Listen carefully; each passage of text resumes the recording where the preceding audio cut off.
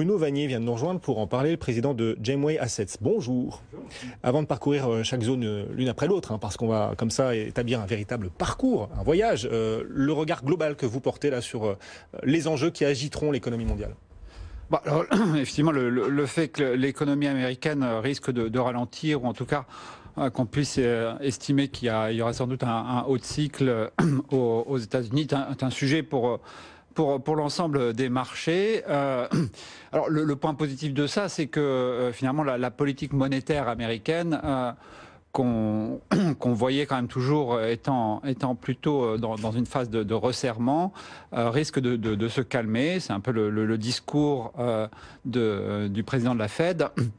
Et effectivement, le fait qu'on ait sans doute moins de hausse de taux d'intérêt aux États-Unis cette année que l'année précédente, en 2018, c'est un point positif, bien évidemment, pour la liquidité mondiale et notamment pour les devises émergentes qui en général sont affectées par un renchérissement des taux d'intérêt américains. Et donc à travers ce biais-là qui marquera pour vous l'année, la Fed plus accommodante que ce qu'on avait pu anticiper auparavant, peut-être une baisse du dollar ou une hausse du dollar qui s'interromprait, vous dites 2019 sera l'année des émergents, en fait l'année de l'Asie.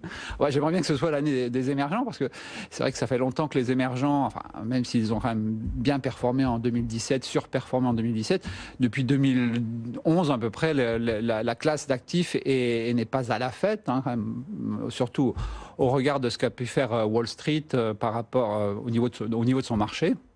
Donc effectivement, si c'était l'année un peu du grand retour des émergents, en tout cas d'une surperformance marquée de cette classe d'actifs, ce serait plutôt sympathique. Bon, on est dans l'esprit du vœu là. Vous n'avez pas l'air d'y croire complètement. Il y a quand même de bons éléments ou des éléments fondamentaux qui plaident en leur faveur. D'une part, on a quand même un différentiel de croissance qui n'a cessé de baisser jusqu'à à peu près maintenant et qui commence à revenir un peu à la hausse. Donc ça, c'est plutôt positif. Alors c'est plutôt parce que les États-Unis ralentissent et pas forcément parce qu'il y a une accélération au niveau des pays émergents, mais en relatif, c'est quand même toujours appréciable. D'une part, les devises émergentes, on en parlait, ont quand même beaucoup baissé. Je veux dire, elles sont à des niveaux aujourd'hui qui sont plutôt attrayants, quoi. Et les banques centrales émergentes en général ont des politiques monétaires très prudentes d'une certaine manière. Les taux d'intérêt réels dans les pays émergents sont largement positifs, ce qui n'est pas le cas en Europe.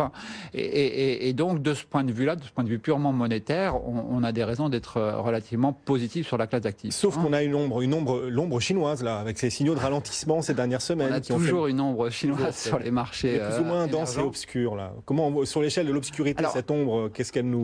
Elle était assez sombre quand même l'année en 2018. La Chine, les indices chinois, que ce soit Shanghai, Shenzhen, Hong Kong, ont largement baissé, sous-performé même l'ensemble des pays émergents. Avec une baisse de près de 30% en dollars sur Shenzhen, donc des baisses importantes sur des sociétés quand même, pour la plupart qui sont quand même de très belles sociétés, de belles sociétés de croissance. Je pense au secteur de l'Internet avec Tencent, Alibaba, qui ont considérablement réduit leur valorisation durant l'année pour des raisons qui bien sûr s'expliquent, tout ça. Mais aujourd'hui, effectivement, on commence à avoir de la valeur sur ces titres. Donc un horizon un peu moins sombre. Et vous dites que les signaux de ralentissement qui se sont multipliés, et on pense aux indicateurs avancés PMI qui passent en zone de contraction quand même pour la première fois en 2 ans. Est-ce que ça, c'est un signe annonciateur malgré tout d'un ralentissement qui viendrait à s'aggraver, ou vous dites au contraire que depuis quelques jours, les stimuli annoncés par la Chine seront de nature justement à rassurer? Alors c'est pas forcément évident ça. Effectivement, on voit un ralentissement qui est acté quand même depuis un certain nombre de mois en Chine, qui affecte depuis à peu près un trimestre un peu plus la consommation aussi. Donc ça, c'est un signe toujours un peu ennuyeux, je veux dire, quoi. Et donc effectivement, le consommateur chinois qui devient un consommateur très important, pas simplement pour la Chine, mais aussi pour le reste du monde, est un peu plus prudent. Et on l'a vu sur un certain nombre de produits, où les ventes ont été largement en dessous des attentes au 4e trimestre. Donc là, un sujet d'inquiétude, et Pékin, effectivement, face à ça, est en train de réagir. Alors, il y a quelques mesures qui ont été annoncées. Baisse des réserves obligatoires des banques. Voilà, de stimuli pour l'économie.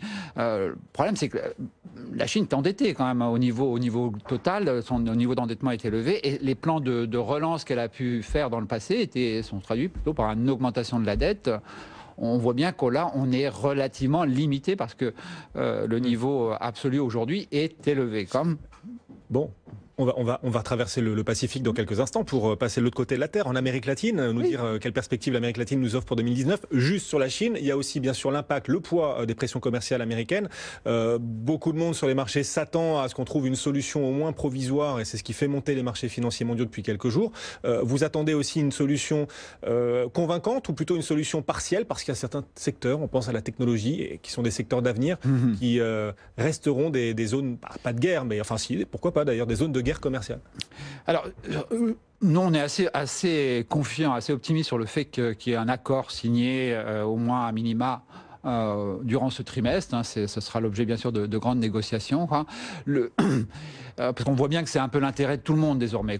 Et quand on a eu des mauvaises nouvelles sur le sujet au cours du trimestre précédent, ça faisait pas simplement baisser les valeurs chinoises, mais aussi les valeurs américaines. Donc quand ça fait mal à Wall Street, quelque part, les Américains ont plus d'incentives à vouloir un accord. Maintenant, effectivement, le secteur de la technologie restera un sujet un peu sensible. On l'a vu avec l'arrestation de la directrice financière de Huawei. Tout ça reste un peu dans le flou. Alors les valeurs technologiques du secteur, en tout cas en Chine, ont baissé beaucoup. Donc aujourd'hui, les valorisations reflètent bien sûr cette incertitude, en partie simplement. Donc je crois qu'il faut être un peu prudent sur ce secteur. Il nous reste 3 minutes donc pour traverser d'abord le Pacifique en allant en Amérique latine. Toujours à la traîne, parce que les perspectives de croissance mondiale, les locomotives, les raisons d'espérer, c'est en Asie qu'on les trouve. Alors on peut dire aux États-Unis peut-être encore, l'Europe on espère, mais c'est sur l'Asie et jamais sur l'Amérique latine. En fait, parce que de fait, ce sont des régions plus petites en termes, et donc l'impact d'un point de croissance en Amérique latine est évidemment moins important pour l'économie mondiale qu'un point de croissance en Chine. Cela dit, le delta la différence, en tout cas le changement de croissance qu'on pourra observer cette année au Brésil est assez sensible. On va passer nouveau président qui arrive, oui. Voilà, avec d'un pays qui a connu quand même soit récession, soit stagnation depuis 5-6 ans, et on peut décemment prévoir une croissance autour de 2,5-3% cette année au Brésil, ce qui est un énorme changement par rapport à ce qu'on a connu au cours des 5-6 dernières années. Le marché est en train de saluer cette perspective. C'est un one-shot, vous pensez? C'est une année positive, miraculeuse qui nous attend au milieu d'un chemin pas si positif que ça, ou vous vous dites là on est en train de poser les bases de quelque chose de durable? Toujours difficile d'avoir une vision très long terme sur le Brésil, qui est un pays qui a du mal à faire des réformes. On n'est pas le seul, visiblement, mais au point d'un point de vue simplement cyclique, au moins pour les 18 mois à 24 prochains mois, on est assez confiant sur un regain de croissance, parce qu'il y a quand même une demande qui n'a pas été assouvie pendant longtemps. Il y a un taux de change aussi qui a baissé, qui est plus compétitif, et il y a des taux d'intérêt surtout qui ont beaucoup baissé également. Dans ce cadre-là, il y a un certain nombre de sociétés qui ont réduit considérablement leurs points morts, et elles n'ont pas forcément besoin d'avoir un chiffre d'affaires flamboyant pour avoir une perspective bénéficiaire largement meilleure. Donc Brésil, c'est peut-être une promesse pour 2019. Pas une garantie, mais une promesse. Voilà. Non, c'est un pays, un marché en tout cas sur lequel on est bien investi. Nous, on y croit beaucoup pour cette année. Effectivement, notre objectif est plutôt les 12 à 18 prochains mois, plutôt que les 5 prochaines années. Bon, la Russie, un petit mot de la Russie, parce qu'on parle beaucoup, ce rebond des cours du pétrole en ce moment, $60 pour le Brent, ça devrait bénéficier à l'économie russe, qui est toujours en difficulté. Toujours en difficulté. Alors, c'est assez exceptionnel. Quand on avait un pétrole qui montait, ça bénéficiait beaucoup à non seulement l'économie industrielle, mais aussi à la consommation russe dans le passé. C'est moins le cas aujourd'hui. De fait, on estime que investir en Russie, pour le moment, ce qui nous intéresse, c'est plutôt et uniquement le secteur de l'énergie, plutôt qu'avoir un investissement plus généralisé et notamment sur des titres de consommation, laquelle reste quand même assez difficile, je veux dire, aujourd'hui en Russie quand même. Voilà ce tour du monde des perspectives à travers quelques pays, pas forcément choisis au hasard, loin de là. Merci d'être venu nous voir sur le plateau de BFM Business aujourd'hui. Bruno Vanier, le président de Gemway Assets, le CAC 40.